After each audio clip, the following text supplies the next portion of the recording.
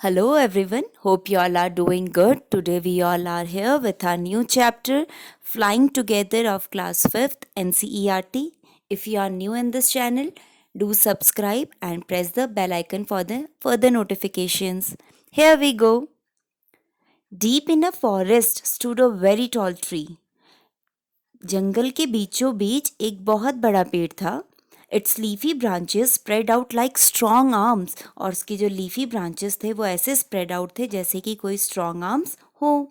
This tree was the home of a flock of wild geese, और यह पेड़ wild गीज के फ्लोक यानी झुंड का घर था. दे फेल्ट सेफ देयर, वो वहाँ बहुत ज़्यादा सुरक्षित महसूस करते थे.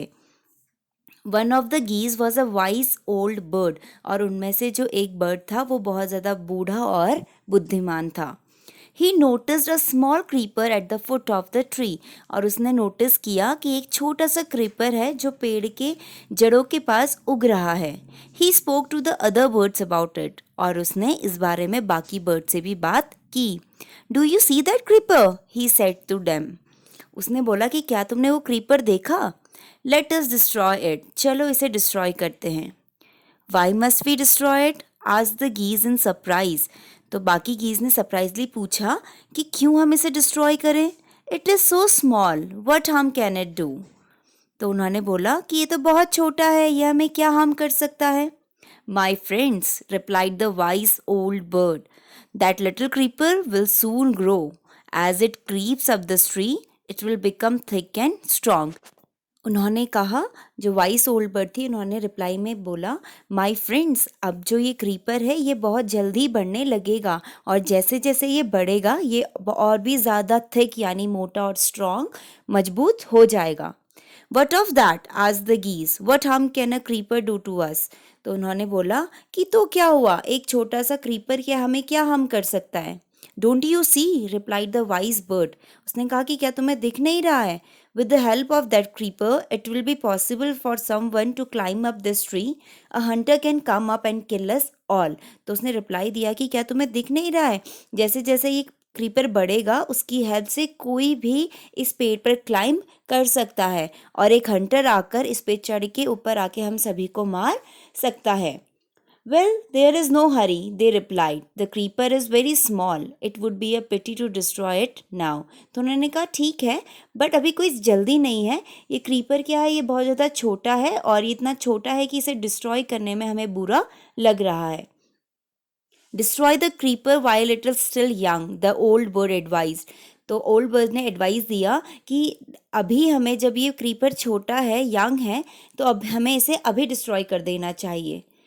Now it is tender and you can cut it easily. Later it will become hard and you will not be able to cut it. तो उसने बोला कि अभी ये छोटा है, सॉफ्ट है, इजीली कट हो जाएगा, डिस्ट्रॉय हो जाएगा, बट बाद में जब ये बढ़ने लगेगा तो ये हार्ड हो जाएगा और हमें बहुत ज़्यादा दिक्कत होगी और हम एबल नहीं होंगे इसे डिस्ट्रॉय करने के लिए.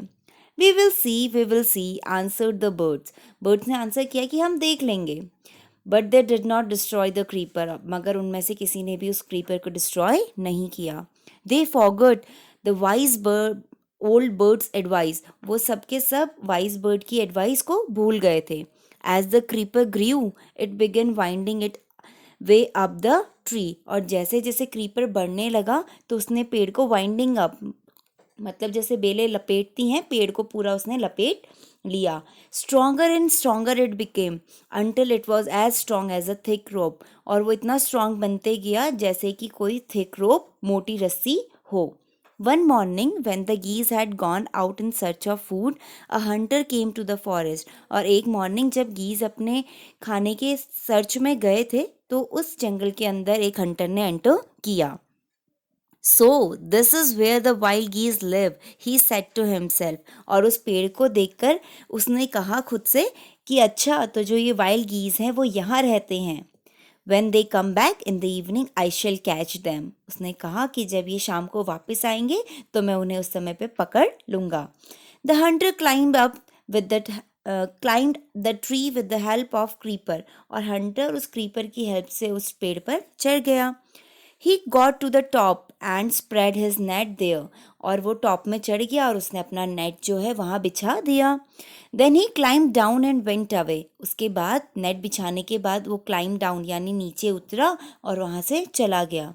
In the evening, the geese returned home. और शाम के समय पे सारी geese जो है अपने घर वापस आ गई. They did not notice the net. और उनमें से किसी ने भी उस नेट को नोटिस नहीं किया. As they flew into the tree, they were trapped. और जैसे ही वो उड़ते हुए उस पेड़ के अंदर घुसे, वो सब के सब उस ट्रैप में फंस गए. They struggled hard to get out, but could not. उन्होंने बहुत स्ट्रगल किया कि उस नेट से बाहर आ जाएं, मगर वो बाहर नहीं आ पाए. Help, help, cried the geese. We are caught in the hunter's net. Oh, what shall we do? तो वो उसके बाद जब उन्होंने स्ट्रगल करने के बाद भी उस नेट से बाहर नहीं आ पाए, तो वो हेल्प हेल्प के लिए चिल्लाने लगे, बोलने लगे कि अब हम हंटर्स नेट में फंस गए, अब हम क्या करें. डोंट मेक अ फस now, said the vice old bird. Vice old bird ने कहा कि अब तुम्हें फस मीन्स होता है गड़बड़, अब तुम्हें कोई और ज़्यादा गड़बड़ करने की ज़रूरत नहीं है. Long ago I told you to destroy the creeper but you did not. बहुत पहले ही मैंने तुमसे कहा था कि इस क्रीपर को डिस्ट्रॉय कर दो, मगर तुमने नहीं किया. Now see what has happened. और अब देखो क्या हो गया है. Tomorrow morning the hunter will come back and kill us all. और कल सुबह हंटर वापस आएगा और हम सभी को मार देगा. We were foolish, wept the birds. रोती हुई बर्ड्स बोले कि हम बेवकूफ़ थे. We are very sorry, we did not listen to you. हम बहुत ज़्यादा सॉरी फील कर रहे हैं कि हमने आपको नहीं सुना, आपकी बात नहीं मानी. Please tell us what to do. Please अब हमें बताओ कि हमें क्या करना चाहिए. Then listen carefully, replied the wise bird. Wise bird ने रिप्लाई किया, ठीक है, अब ध्यान से सुनो. When the hunter come you must pretend to be dead. जब हंटर वापस आएगा तो तुम्हें ऐसा प्रिटेंड करना है, ऐसा दिखाना है कि तुम सबके सब, हम सबके सब क्या हो चुके हैं, मर चुके हैं. जस्ट लाई स्टिल, ऐसे ही पड़े रहना जैसे तुम हो, बिना हिले डुले. The hunter will not want dead birds. और क्योंकि हंटर को मरी हुई चिड़ियाएँ नहीं चाहिए. He will throw us to the ground. वो हमें ग्राउंड में फेंक देगा. It will then be easy for him to climb down. क्योंकि इस तरीके से उसको क्लाइम डाउन यानी पेड़ से नीचे उतरना ईजी रहेगा अगर वो हमें ग्राउंड में फेंक दे. Collect the dead birds and take them home. और उसके बाद वो कलेक्ट करेगा बर्ड्स को और अपने घर को चला जाएगा.